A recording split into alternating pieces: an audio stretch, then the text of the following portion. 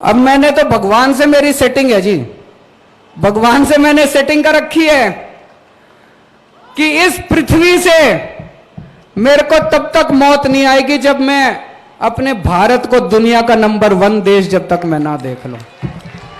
भारत माता की इनकलाब इनकलाब, वंदे वंदे। अब हमारी जिम्मेदारी है, पूरे देश की जिम्मेदारी है, आपकी जिम्मेदारी है, मेरी जिम्मेदारी है। उनकी शहादत बेकार नहीं होनी चाहिए। अब अभी पता चला कल रोहतक में इन्होंने किसानों पर लाठीचार्ज कर दिया।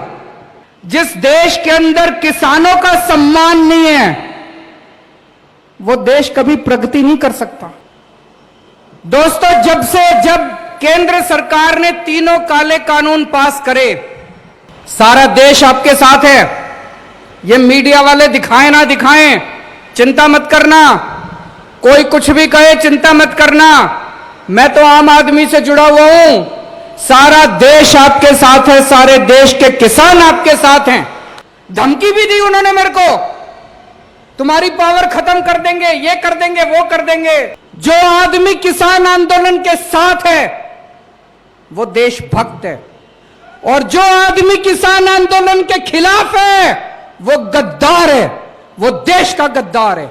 आज किसान मेरे को अपना बेटा मानते हैं, आज किसान मेरे अंदर अपना हितैषी देखते हैं। मेरे लिए इससे बड़ी बात नहीं हो सकती दोस्तों। इसकी जो सजा देना चाहती है केंद्र सरकार, मेरे को सजा दे, मेरे को इसकी कोई परवाह नहीं। अब मैंने तो भगवान से मेरी सेटिंग है जी, भगवान से मैंने सेटिंग कर रखी है कि इस पृथ्वी से मेरे को तब तक मौत नहीं आएगी जब मैं अपने भारत को दुनिया का नंबर 1 देश जब तक मैं ना देख लूं। एक बार जोर से भारत माता का जयकारा लगाएंगे सारे जने, पूरे दिल से, मुट्ठी बंद करके, हाथ ऊपर करके जोर से बोलेंगे, भारत माता की इनकलाब इनकलाब, वंदे वंदे। हरियाणा के कोने कोने से आए हुए मेरे भाइयों, बहनों, माताओं, बुजुर्गों, बच्चों, आप सब लोगों को अपने भाई, अपने बेटे का नमस्कार, सबको मेरा प्रणाम। सबसे पहले तो मैं उन 300 से ज्यादा शहीदों को नमन करता हूं। अभी हमने उनको यहां पे श्रद्धांजलि दी, लेकिन पूरे देश की तरफ से उन 300 लोगों की शहादत को नमन करता हूं जिन्होंने किसानों के लिए संघर्ष करते करते खुशी खुशी अपनी जान गंवा दी। अब हमारी जिम्मेदारी है, पूरे देश की जिम्मेदारी है, आपकी जिम्मेदारी है, मेरी जिम्मेदारी है। उनकी शहादत बेकार नहीं होनी चाहिए। अब अंत तक लड़ना है, लड़ोगे? अंत तक लड़ना है, उनकी शहादत बेकार नहीं होनी चाहिए। अभी पता चला कल रोहतक में इन्होंने किसानों पर लाठीचार्ज कर दिया। यह बड़ी गलत बात है। जिस देश के अंदर किसानों का सम्मान नहीं है वो देश कभी प्रगति नहीं कर सकता। किसानों का साथ देना चाहिए सरकारों को कि किसानों के ऊपर लाठीचार्ज करना चाहिए। हम कड़ी निंदा करते हैं इसकी, और आज पूरे हरियाणा में बता रहे हैं किसानों ने चक्का जाम कर रखा है। हम किसानों के इस संघर्ष का समर्थन करते हैं। मैं अभी जब आया मेरे को भी काफी टाइम लग गया, कई जगह से मेरे को घूम के आना पड़ा, लेकिन मेरे को कोई तकलीफ नहीं है। अभी मेरे को पता चला है कई सारी बसें, कई सारे लोग जो आज यहां सभा में आना चाहते थे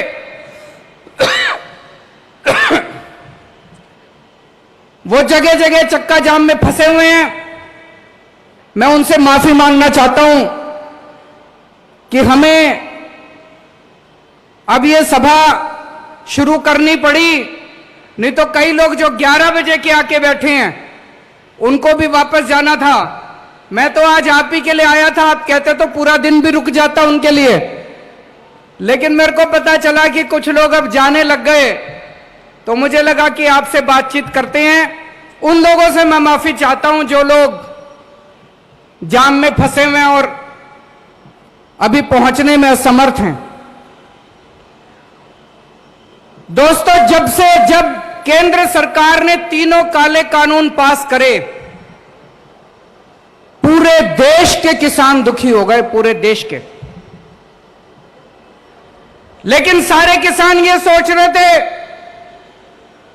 कि कौन आगे बढ़ के संघर्ष करे, कौन आगे बढ़ के इसका बीड़ा उठाए। तब पंजाब और हरियाणा के किसानों ने आगे बढ़ के पूरे देश के किसानों का नेतृत्व किया। अभी थोड़े दिन पहले मैं पंजाब होके आया, पंजाब में भी किसान महापंचायत करी, पंजाब के किसानों का धन्यवाद करके आया। आज मैं हरियाणा में आया हूं, हरियाणा के किसानों का धन्यवाद करने के लिए कि पंजाब और हरियाणा के किसानों ने नेतृत्व करके इस पूरे किसानों के संघर्ष का नेतृत्व किया और देश के सारे किसानों की आवाज बुलंद की आप लोगों ने इन तीनों काले कानूनों के खिलाफ। सारा देश आपके साथ है। ये मीडिया वाले दिखाएं ना दिखाएं, चिंता मत करना, कोई कुछ भी कहे चिंता मत करना। मैं तो आम आदमी से जुड़ा हुआ हूं, सारा देश आपके साथ है, सारे देश के किसान आपके साथ हैं। हो सकता है गुजरात का किसान दिल्ली के बॉर्डर पे ना पहुंच पाए, हो सकता है तमिलनाडु का किसान दिल्ली के बॉर्डर पे ना पहुंच पाए, हो सकता है असम का किसान दिल्ली के बॉर्डर पे ना पहुंच पाए, पर यह मत सोचना कि वो किसान आपके साथ नहीं है। रोज सवेरे इस देश का हर किसान दिल्ली के बॉर्डर के ऊपर बैठे हुए किसान के लिए प्रार्थना करता है, दुआ करता है कि हमारे संघर्ष में हमारा ये संघर्ष सफल होना चाहिए। सारे देश का किसान अपने साथ है, सारे देश का किसान आपके साथ है दोस्तों। और जब से यह संघर्ष शुरू हुआ है, पहले दिन से मजबूती के साथ हर कदम से कदम मिला के आम आदमी पार्टी, अरविंद केजरीवाल और मेरी दिल्ली सरकार किसानों का साथ दे रही है। कदम से कदम मिला के हम लोगों ने साथ दिया है। मेरे को याद है जब किसानों ने, पंजाब और हरियाणा के किसानों ने दिल्ली की तरफ कूच करा था, दिल्ली बॉर्डर की तरफ आ रहे थे, तो हरियाणा सरकार ने जगह जगह आंसू गैस के गोले छोड़े, जगह जगह बैरियर लगा दिए, उनके ऊपर लाठीचार्ज करा। लेकिन हमारे किसानों की हिम्मत देखो, सरकारों के बुलडोजर पार करते हुए, आंसू गैस के गोले पार करते हुए, इनके लाठीचार्ज पार करते हुए हमारे किसान दिल्ली बॉर्डर के ऊपर पहुंच गए। तब केंद्र में बैठी बीजेपी सरकार ने एक षड्यंत्र रचा। केंद्र सरकार ने षड्यंत्र बनाया, चलो इन किसानों को आने दो दिल्ली। जब ये दिल्ली पहुंचेंगे तो केंद्र सरकार ने दिल्ली के 9 बड़े बड़े स्टेडियम उन्होंने सोचा इनको जेल बना देते हैं। और जैसे ही ये किसान दिल्ली में पहुंचेंगे, इन सारे किसानों को उठा के स्टेडियम में बंद कर देंगे, फिर बैठे रहना वहीं स्टेडियम में बैठ के करते रहना अपना संघर्ष। ये केंद्र सरकार ने षड्यंत्र रचा। पर भाई साहब अपनी किस्मत अच्छी थी, कानून में लिखा था कि स्टेडियम को जेल बनाने की पावर दिल्ली के मुख्यमंत्री की है। कानून में लिखा था कि स्टेडियम को जेल बनाने की पावर दिल्ली के मुख्यमंत्री की है। तो केंद्र सरकार ने फाइल भेजी मेरे पास, और भाई साहब फोन पे फोन आने लगे। इतना प्रेशर डाला इन्होंने, केंद्र वालों ने इतना प्रेशर डाला कि ये जेल बना दो, जेल बनाना बहुत जरूरी है, लॉ एंड ऑर्डर प्रॉब्लम हो जाएगी। धमकी भी दी उन्होंने मेरे को, तुम्हारी पावर खत्म कर देंगे, ये कर देंगे, वो कर देंगे। पर भाई साहब मैं नहीं माना, मैंने फाइल रिजेक्ट कर दी उनकी।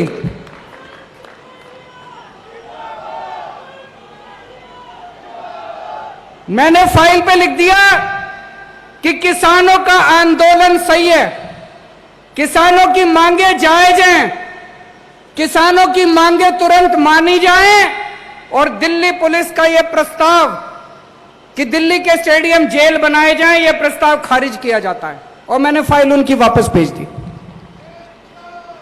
भाई साहब इतना नाराज हुए, ये इतना नाराज हुए मेरे से, इतना गुस्सा हुए, आग बबूला हो गए केंद्र सरकार, बीजेपी वाले।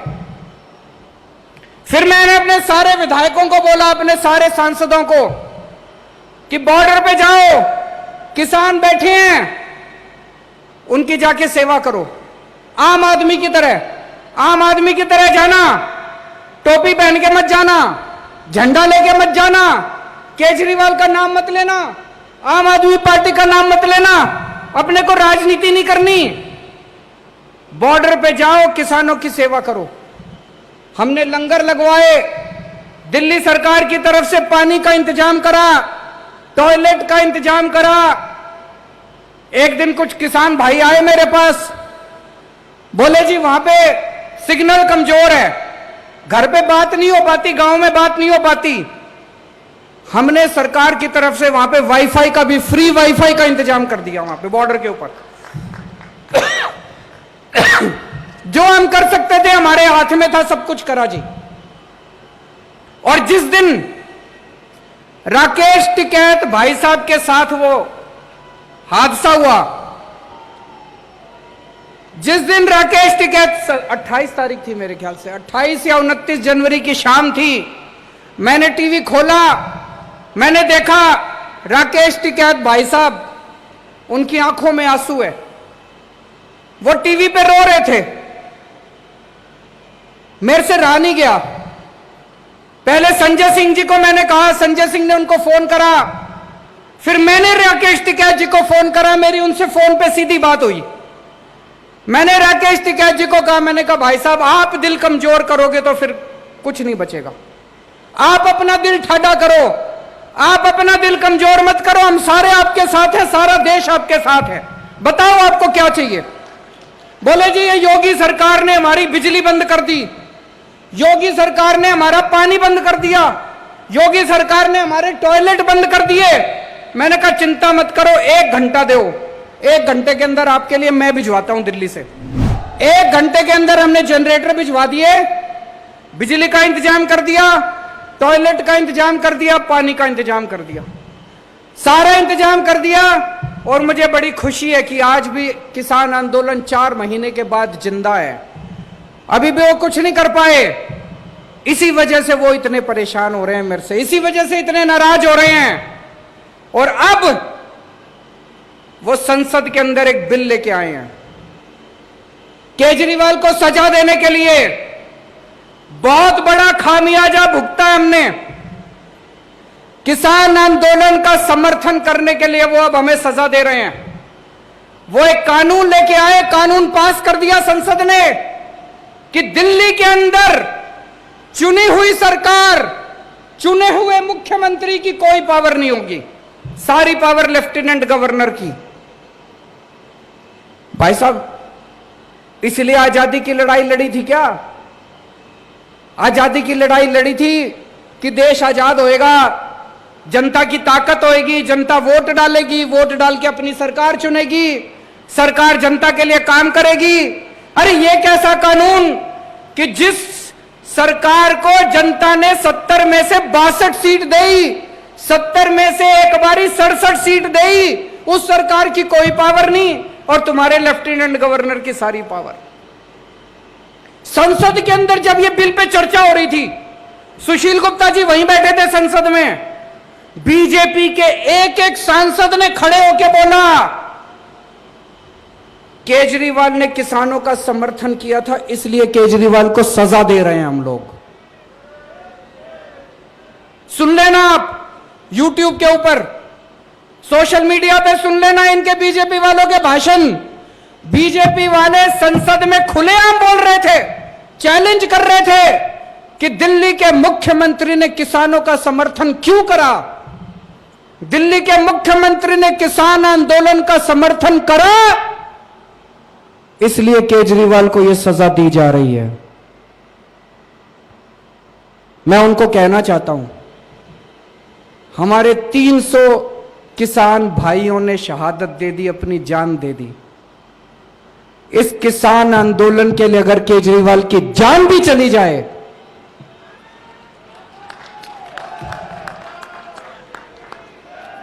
आपकी किसी सजा से नहीं डरते हम लोग। आज ये जो किसान आंदोलन है, हर भारतवासी का फर्ज है, हर देशभक्त का फर्ज है। जो कहता है मैं भारत से प्यार करता हूं, उसका फर्ज है कि किसान आंदोलन का साथ दे। जो आदमी किसान आंदोलन के साथ है वो देशभक्त है, और जो आदमी किसान आंदोलन के खिलाफ है वो गद्दार है, वो देश का गद्दार है। इस किसान आंदोलन को सफल बनाने के लिए केजरीवाल को जो भी कुर्बानी देनी पड़ेगी, आज मैं इस मंच से आप लोगों को कहना चाहता हूं, मैं हर कुर्बानी देने के लिए तैयार हूं। अभी परसों में सुशील गुप्ता जी से मेरी फोन पे बात हो रही थी। इन्होंने बताया जी गांव गांव में जा रहे हैं, इसकी तैयारी, आज इस महापंचायत की तैयारी करने के लिए। बोले जी गांव गांव के अंदर किसी पार्टी के नेता को नहीं घुसने दे रहे, और जब आम आदमी पार्टी वाले जाते हैं तो लोग बुला बुला के अपने घर में उनको दूध पिलाते हैं।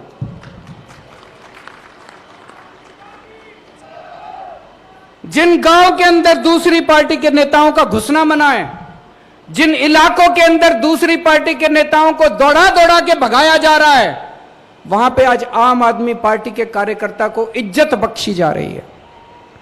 पूरे देश के अंदर आज सब लोग एक ही बात कह रहे हैं कि आम आदमी पार्टी किसानों की पार्टी है। अगर किसानों का कोई भला सोचता है तो आम आदमी पार्टी सोचती है। मेरे लिए यह सबसे खुशी की बात है, मेरे लिए यह बड़े सम्मान की बात है।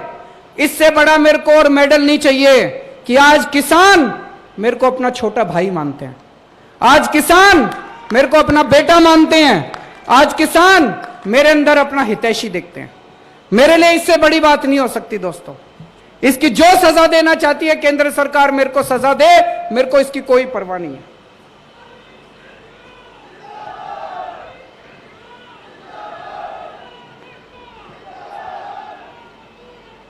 हम लोग राजनीति में आए थे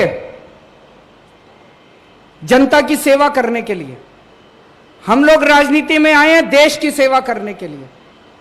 6 साल हो गए दिल्ली में सरकार चलाते हुए।